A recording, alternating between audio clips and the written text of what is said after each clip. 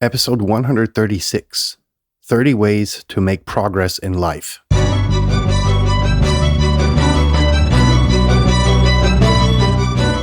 You're listening to the very best podcast in the world on health, wealth, and happiness.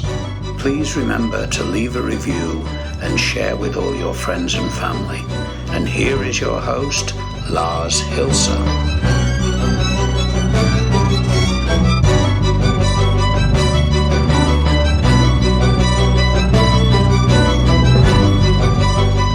And we're back to the very best podcast in the world. Well, welcome back to the very best podcast in the world, friends.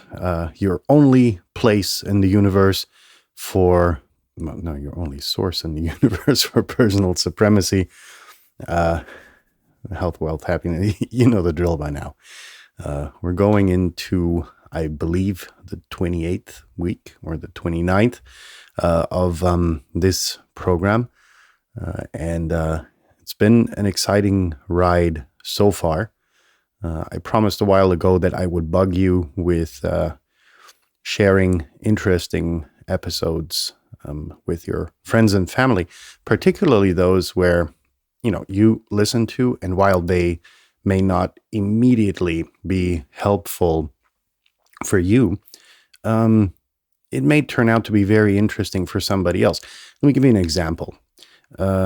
In today's episode, these 30 ways to make progress in life, particularly in these times, there are a lot of people who are struggling to find motivation and to find reason, and they're starting to doubt, not necessarily anyone outside of their sphere of influence, but after having been clamped down for such a long time, and some countries are more devious than others in their measures, it's very hard to maintain a positive spirit if you're not in, a lucky position to be outside of the city, when you're stuck on your 60 square meters, pretty much day and night, you don't have, hardly have any social interaction, not talking about your Zoom meetings or your phone call with friends, right? But this episode in particular is going to be very important for a lot of people around you that are significantly suffering from this time that we're currently in. So, if you know someone in your sphere of influence, it's about sharing. So share this episode with, someone that's been down lately, and please do so with every episode that you listen to. I'm not necessarily talking about sharing it through social media, but, send them a WhatsApp and say, hey, I've been noticing that you were kind of down in the last couple of weeks, perhaps even months, and this is having a significant effect on your life, this current situation. And hey, I found this podcast episode. I think you should listen to it, perhaps even subscribe, and helping other people out with the very positive intent, I think is going to be very helpful for a lot of people. So without further ado, and to stop bugging you in a less literal sense, I found this very interesting picture. So not all thoughts here. I mean, I could relate to a lot of the messages that I'm going to present to you today, but they're not necessarily fit for everyone. So let me give you a little bit of background on them as we move through them. So let's go.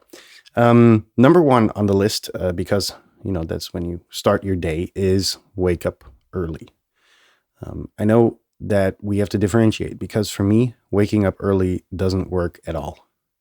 When I get up at 6 a.m, and with my better half to make sure that, she gets on the road safely, that she's got all the shit that she needs. It's like the 4I principle, right? If you help someone in the morning, everybody's pretty tired in the morning and needs their snap to get going, right? And we fuck up easily when we're tired, and getting out of bed, she doesn't take a lot of time to, It's like, how long can I sleep possibly? And so, if you have 4 eyes that make sure that you've got all your shit together, you've got all your notes, you've got all your stuff, you've got your drinks, you've got your lunch, you've got your whatever. Anyhow, long story short, if I continue to stay awake when she is on the road, all of a sudden it's 11 o'clock. I haven't gotten anything done, nothing, and so I figured out that, as soon as I got her on the road, I'm going to go back to bed for another 2-3 hours, then wake up because, in the same time that I would be doing nothing, I could be actually doing nothing and sleeping, recharging my batteries. So by far, it's not for everyone. You have to figure out what your natural, natural cycle of sleep is, right? When are you most productive? And it turns out most people, I'm abnormal in a variety of ways, but for most people, waking up early is actually something very challenging. For me, it isn't. I just, get up whatever the time is. And then you get going. But for me, it's like I get up and I'm in zombie mode for another 2-3 hours until about, 10-ish, 9-ish, 10-ish. So figure that out for yourself, whether it's procrastination, keeping you in bed, because it's more comfortable. And you could be very productive in the morning hours. And then, you have to see for yourself whether what of the two proves true for your situation. If it is that you actually could be more productive in the early hours, if you're not someone like me, then you're going to have a very good chance of getting more shit done in the morning. Here's why. One, it's natural to wake up when the sun rises, because our ancestors didn't have lights to continue the day into the night. So they were bound to when the sun rose and set, right? Number two, not a lot of people wake up early in the morning. So getting shit done during that time is very easy because no one's bugging you. It's like when you respond to 100 emails at 5 a.m, there's a low likelihood that immediately you're going to get answers and you have to reply to them, for instance. And, you can take a lot of time to prep yourself for the day, to read the news, to get informed about what happened in other parts of the world, and so on and so forth. So that's very important. That leads us to the next item, which is to read daily. It's an important piece of advice. You have to differentiate. There's a lot of people who read the news, which, hasn't,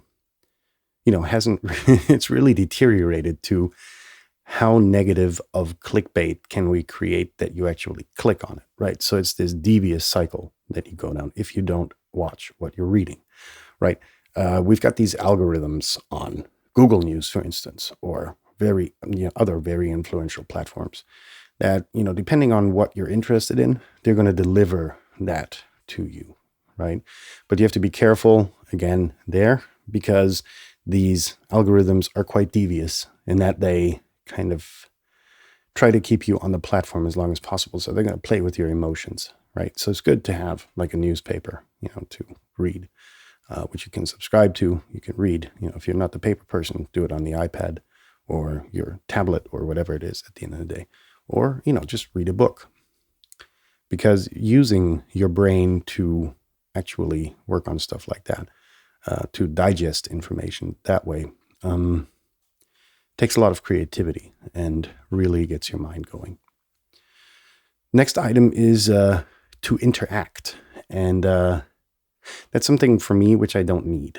I'm more of the loner type of person. So, I don't really need to interact with people, but I do notice that it's nice, that it's a great way to exchange ideas. It's a great way to get a new perspective on things, a more educated perspective, because, sometimes you'll have a view on a situation and interacting with others will give you, totally new perspective in a very positive way, right? Next point is to love yourself. And, we all have traits and nooks and crannies. I think no one can say they don't. And it's about, accepting those. And if they're too devious, try to work on them. Try to change those flaws that you have discovered. Because, number one, if you're aware of them, you have reached a certain level of awareness. And that's, a very positive thing in itself. Just being able to be that aware that you find that you have flaws is, the number one stone to be rolled. Then it's time to determine for yourself, do I want to work on it? Right?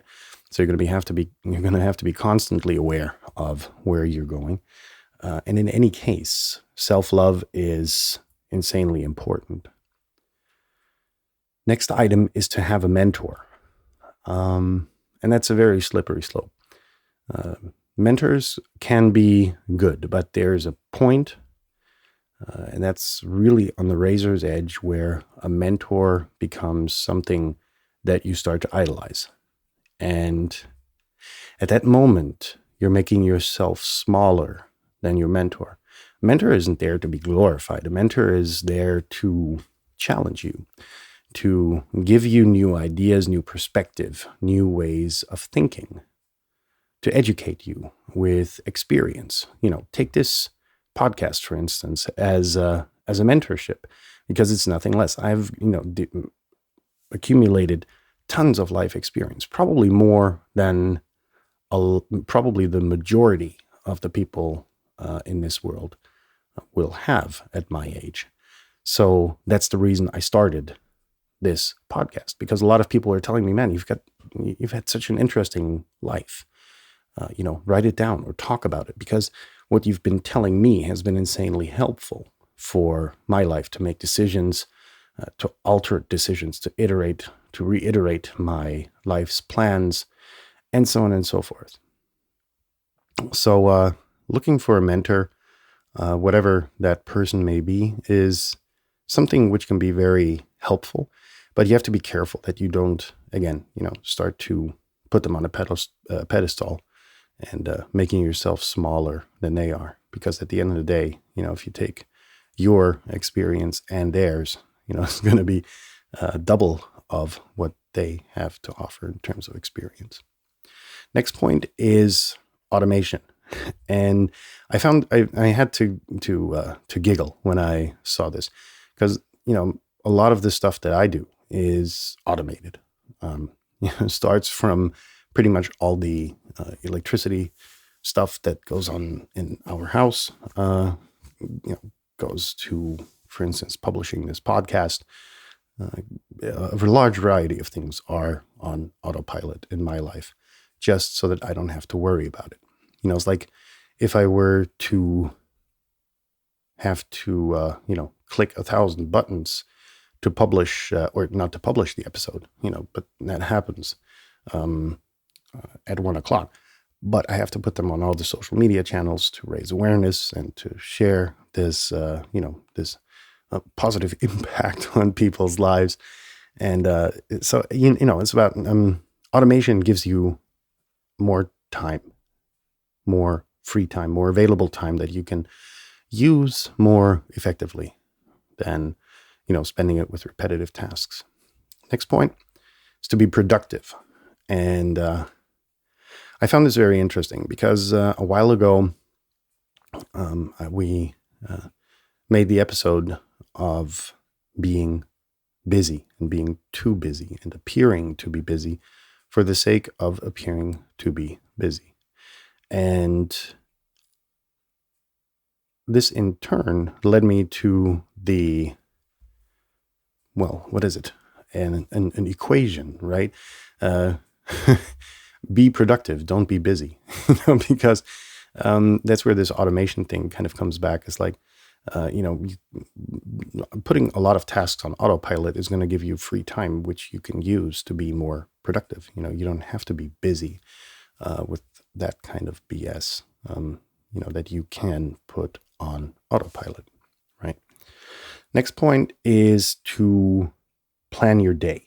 And I found that very interesting because a while ago, sorry, really a while ago, we did an episode called Plan Your Day Twice a Day, right? So the moment you are in bed, for instance, ritualize the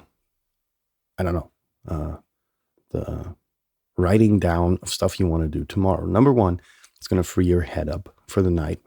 You don't have to think about the stuff that you want to do tomorrow because you've written it down. So there's that. Number two, and the probably most interesting part, is that you have to realize that by noon, your day is going to be fucked up. Your planning is going to be fucked up. Just acknowledge that. Take it for a fact. So at noon, take half an hour to replan the rest of your day, right? How does the first half of your day get fucked up? Well, you plan a task to take, 20 minutes. Turns out it takes 30 or 40 because you're missing a material or you're missing a phone call or a piece of information that you have to research, and then boom, it's gone. And this, the failed time just increases exponentially. And so, by the second half of the day around noontime, it can really take a lot of pressure out of your day if you just say, okay, look, if I can move this task that I wanted to do today to tomorrow or next week or whatever, it's nothing that has a due date on it, and so on and so forth. So it's just about reiterating your plan. Next point is to spend wisely. And that's really a jiffy, because what you have to say goodbye to in your life is this reward mentality, right? A while ago, we did this episode on, how rich people spend money and how poor people spend money, right? So for a lot of people who stay poor, it's about presenting to others how rich and wealthy they are. If you look at the really rich and wealthy people, you don't see any Rolex watches or, any status symbols on them. It just doesn't really make sense to them, and they don't spend time on it. That's why they have a lot of time to be more productive, right?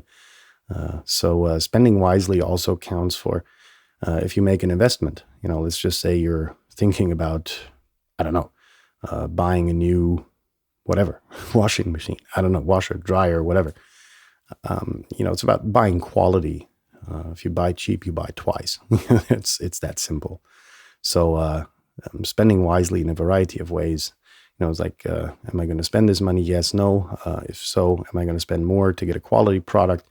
There's a lot of things that go into that equation. If you're interested to learn more about that, please send me an email to theverybestpodcastintheworld@gmail.com. Next point is to have purpose. And that's really, when you get up in the morning, it's like, what am I going to do today? And the purpose in life, I think, varies from person to person, and not only from person to person, but also in the phase of the life of the part of the life of your life, that you're in. Right. So for me, when I started out my career, it was like, okay, I'm going to change the world. And then it's like, okay, I'm going to change the world. And then I was like, damn, okay, you need to have a plan. How do you want to change the world? And those pieces of the puzzle kind of come together later in life. So it's nothing that you're going to start out with and it's going to be your grand plan, right? There's always those people, I'm going to be a billionaire. And if you ask these people, how are you going to become a billionaire? They're like, well, I don't know yet. So it's like determination isn't enough. There's got to be a plan there that you want to get going, right? Learning skills is the next thing on the platter. There's a multitude of factors why you should learn skills. Number one, you are when increasing your skill set just increases your market value anywhere. In your job, if you're a good handyman, or good at housekeeping or whatever, it's going to be good for a relationship. If you're good at anything, it just improves your market value, just to put it very capitalistically, right? That being said, but it's also very helpful. Number two, for instance, in this skill set, the second benefit that you can actually have is that you're going to slow down your life. I've said this repeatedly.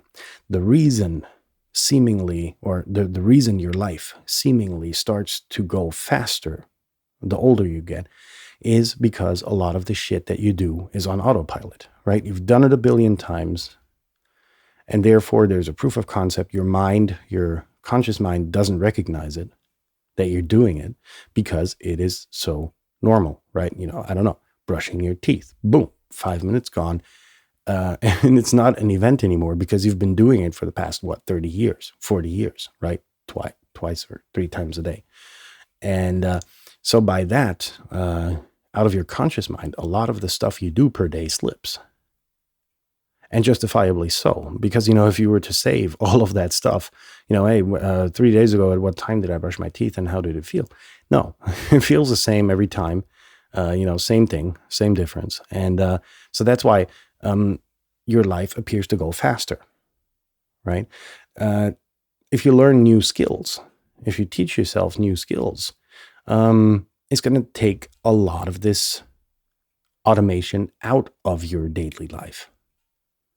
Right. If you start painting, if you start, I don't know, handymanning, if you start learning how to use a chainsaw, if you start to, whatever it is at the end of the day, if you learn an instrument, it takes a lot of intelligence to do that, and a lot of brain power. And if you occupy your brain with new stuff, you're going to memorize it. Therefore, the day is going to go slower because it's not on autopilot. I think you get the picture. So, learning skills. Fail fast is the next item. And I found this insanely interesting. I read it and I was like, boom, get the fuck over it. If you fail at something, it's not the end of the world. Yeah, sure. If you fail to keep your balance on a 100-meter high beam and you fall down, that's pretty... you're not going to fail fast on that. You're not going to recover either because you're going to be dead. But, if you, what's the point? You fuck up at something. And what's the point of getting totally excited about that, right? It doesn't help anyone. So it's like, okay, damn, learn my lesson. Don't do it again. That's what it's meant with failed fast. Eat well. I think a lot of us are really, or were really, in that situation where, in the fast spinning hamster wheel, we were always like, okay, damn, we have to get food into the stomach to energize. So you went out to eat shitty food under stress, checking your emails, whatever, do in the process. And eating well isn't just about eating good food. It's about taking time to eat, right? It's about taking time to prepare your meal. It's about taking time to eat your meal. It's about being aware of all the flavors. It's about, if you cook yourself, learning lessons of, how can I improve the food? What can I do better to make it taste even better, to make the experience better?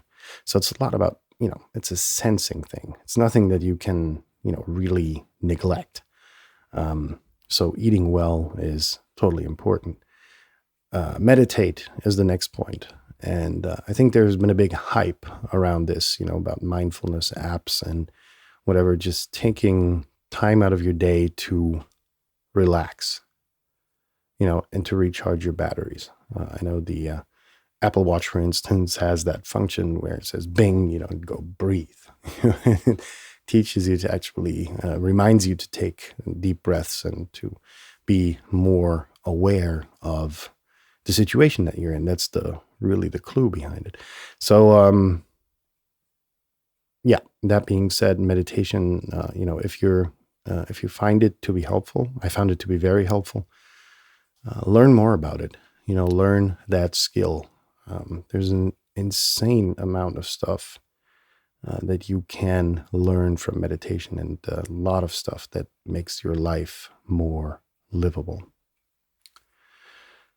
Delegate is the next point. And we had an episode about delegation, really delegating tasks to others and how it could be, helpful to do those tasks yourself rather than delegating them. Because I got kind of pissed off about these management and leadership trainings where a lot of stuff was about delegating, right?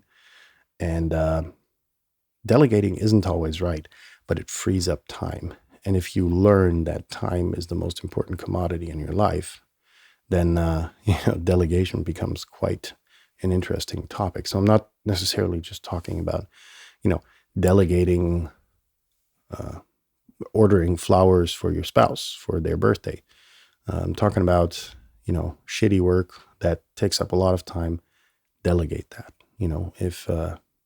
If it's chopping wood, make it useful by listening to a podcast, for instance, or an audiobook.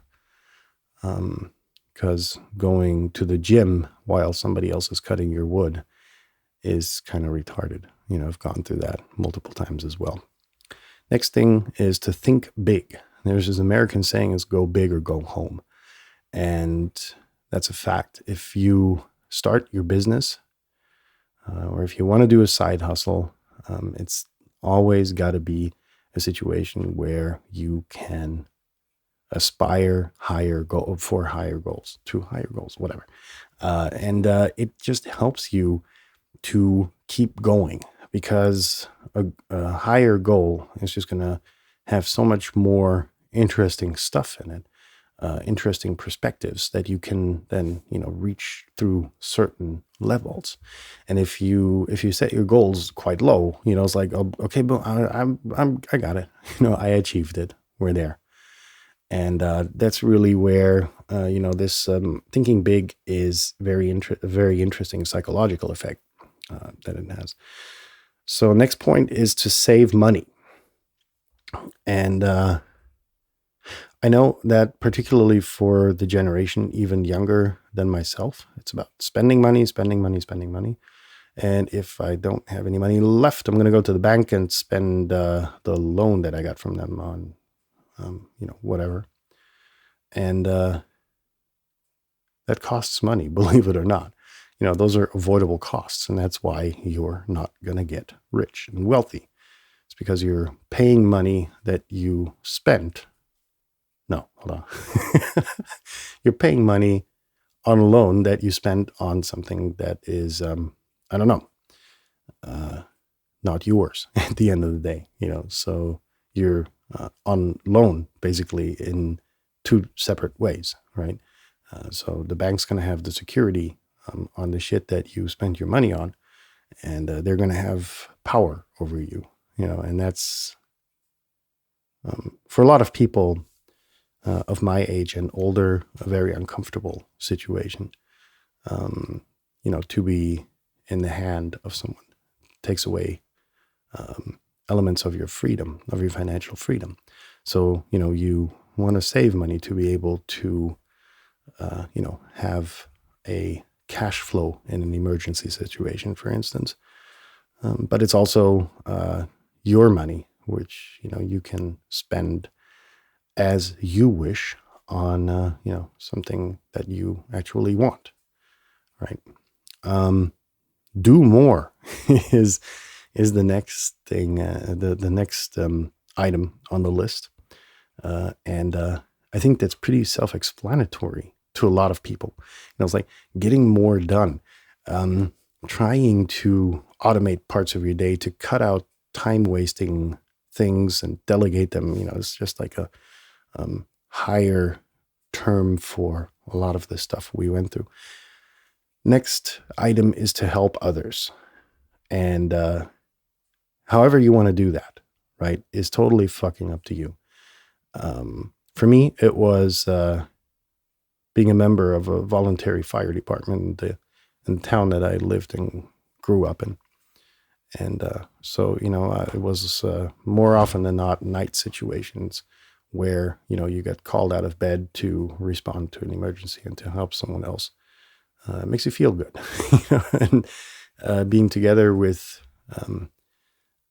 people that you're usually not together with gives you a totally different insight into how to solve problems and how to deal with stressful and traumatic situations. But it can also be, just going to an elderly home and spending time with the people who paid for all the luxury that you're living in. And, every week or so, going there, spending an hour or two and bringing joy to those people, I think is insanely helpful. Whatever it is, at the end of the day, it's about helping people and make their lives better with the luxury that you live in. Finding inspiration is the next item, and that's a very difficult one. Sorry. Finding inspiration can be, for a lot of people, very difficult. But it's got to be something it's not got to be, but it's easier if you, do something that is creative, right? Doing a podcast inspires me. Doing this podcast inspires me to, just get what all of the stuff that I reflect upon from my past lives, as I call them, kind of puts you into a situation where you're like, I could apply this, to make my day easier. I could apply this to make other people feel better. I could apply what I talked about today to perhaps even inspire others to share with others, ways to improve their lives, right? So whatever inspires you, something you're going to have to look for, but do look for it before anything else in creative spaces rather than in, something that is more analytical or more logic based. So the creative bits are often more inspiring. Interact. I'm not going to go into that because we already have, in a way. Invest is something that in today's generations has almost vanished entirely for the majority of people. So it's like investing into, what? That's the biggest question I've been asking myself. I'm from the finance. I grew up in the finance sector with a degree in that field. And, it's like, okay, what am I going to invest in? It takes a shitload of money and financial education to be able to do that. And no, I'm not going to tell you what to invest in. I've just been seeing and have been investing myself into cryptocurrencies for quite a long time. And that's made an astonishing return on investment. But what you have to do and what you have to keep in mind is to invest the money that you save so that it doesn't lay around and become stale and, get less valuable from inflation. So it's not necessarily about, earning your 30 or 40 illusionary % per year. You don't have the time, face it. But it's about, making a steady, 3, 4, 5%. So that, you counter the inflation going on. Building a brand is the next item. And I found this to be very interesting. No, it's not for you to build an Apple or a Microsoft or, whatever it is at the end of the day. It's about building your personality. I think that's the most interesting issue. The most interesting aspect. It's about building a brand of yourself, being true to your values, being, honest to yourself about who you are, where you stand in society and where you want to go, what your goals are. That's what the goals of your life are. And I think that's what the branding thing is all about. If you're in the lucky position to have a company that's doing good, build a brand around it. But keep in mind that the most important aspect about your life is not your company, it's yourself. Are you an honest human being, or are you some kind of asshole motherfucker that screws people over, and just pisses other people off, and anything in between? It's going to be the personality that you want to be, the brand that you want to be, and that's what people recognize you by. For me, it's my personality, of course, but for a lot of people, I'm the consultant with the Doc Martens boots and the long hair. It's something unseen, but makes me very recognizable in a variety of ways. Tracking your finances is the next item. So your income, is of course plays a role. And a lot of people live to the extent where at the end of the money, your account is on zero. And on the first, your paycheck comes and then your batteries, your financial batteries are recharged. That puts you in a stupid situation because if anything happens to your salary, you don't even take the worst case that you get fired. But it's like, I don't know, downsizing of the company. Hey, you get called into the office and it's like, hey, from next month, you're going to earn 20% less. Or we're going to fire you. What option do you take? Right? You take the 20% pay cut, especially in these situations, as something, very likely. And I see a lot of people who live to their limit, which means that actually at the end of the day, there's $0 or euros or whatever left in their account. Right. And, that's troubling, for a variety of ways. If you didn't, interpret the risk that I just outlined, and if you don't take that seriously, you're going to be in a bad situation, especially in these times. I see a lot of people who are really fucking struggling because they've got, the car that they can just afford. They've got the lifestyle that they can just afford, and then boom, comes a pay cut. It doesn't have to be a lot. 15% is going to kill you. So it's about, tracking your finances. Where do you spend money? How do you spend money? And do you have enough money to put a blow into your bank account away? Or are you going to be struggling if you have to buy a new washing machine, for instance? It's something very important to keep in mind, and which I've been very true to. Being yourself, I'm not going to go into that because we're really burning time here. Being yourself, I think I covered in the build a brand thing. Judge less. That's something we covered in a previous exercise. Set goals is insanely important, because if you get up in the morning and you don't have goals, you might as well stay in bed. And, if you don't get new goals there, then you might as well just jump into the box, right? It's about, where do you want to be in life in, the next year, the next 5 years, the next 10 years, the next 20 years. And that doesn't go to say that you're going to be there in 20 years, period. You got to work on yourself. You got to work on your goals. You got to reiterate them, when new life situations come up, and setting goals, however small they may be, really get motivation and inspiration. Well, more motivation into a day. Network is another very important skill set to be able to do, because the bigger your network, the more resources you have to really get information from, thorough information, because the better the people, the more trustworthy they become. And if you run into something which you're not a 100% specialist on, you're going to have a hard time making an informed decision.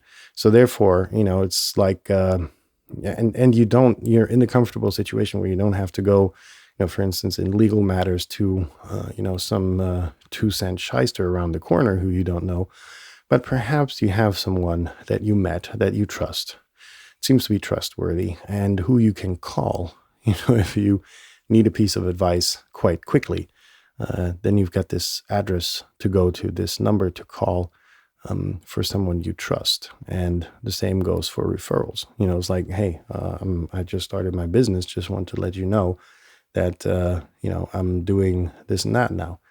And, the tighter your network is, the more chances of it being fruitful, will materialize sooner or later. Positive attitude, the next item on the list. I think, for a lot of people, especially in these times, it's very, very, very hard. I said that during the introduction. It's very hard to keep and maintain a positive mindset, simply because the world is falling around is falling down, left and right and center where you're standing, and it's just falling apart. And you're standing there saying, well, where am I going to get hope from? It's not necessarily, whatever it is for you. It could be, the church or, whatever. But being aware when you think a negative thought just clears the playing field in your favor, right? As soon as you have a negative thought. Saying to yourself, I'm having a negative thought, is the first step towards going towards a positive thought, to go towards a positive thought. Sorry. And here's why. The moment you acknowledge this negative thought, you're going to be able to replace it with a positive thought. You're going to can either neutralize it and say, okay, why am I thinking so negative? I'm alive. I'm healthy. I'm doing good.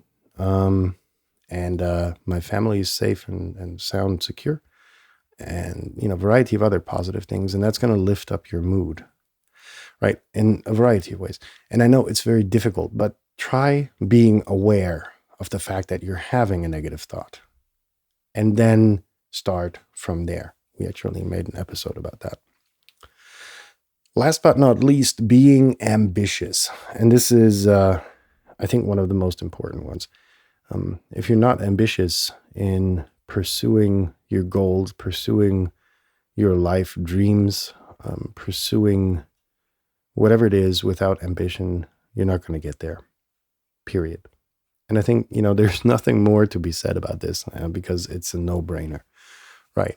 Wherever you get your ambition from, whether it's setting goals, building a strategy for your life, whatever it is, do it with ambition. Skills you learn, be ambitious about it. And the job you do, be ambitious about it. Now, enough said. We've broken the 40 minutes. I think, might even be the longest episode we have done. So I'm not going to even bother you with sharing this episode. I think it's, a no-brainer to do so. Subscribe to the podcast if you haven't, and have a successful day. If you've had your successful day, have a good night, and we'll be in touch tomorrow with a shorter episode. Pinky swear. Peace out.